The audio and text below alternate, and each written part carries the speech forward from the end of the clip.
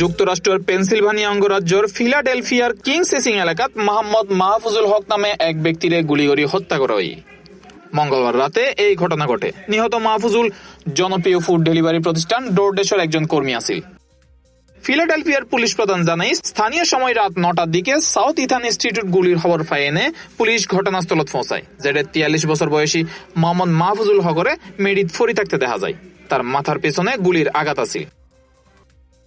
Police দ্রুত তারা হাসপাতালে লই গেলে রাত 10টার দিকে চিকিৎসক তারা মৃত ঘোষণা করে। পুলিশের ভাষ্য, মাহফুজুলের দেহর 1 ইঞ্চি দূরে রাইফেল ও দুও ব্যবহৃত গুলির খোসা উদ্ধার করা হয়। এতে ধারণা করা হয় খুব হাসতুন তারা লক্ষ্য করে গুলি করা হয়।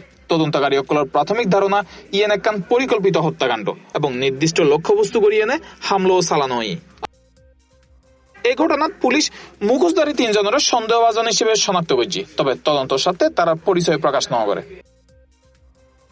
এক বিবৃতি ডোরডেশের এক মুখপাত্র জানাই, প্রাণঘাতী এই ঘটনা তদন্তে তারা আইন শৃঙ্খলা বাহিনীর সর্বাত্মক সহযোগিতা করে।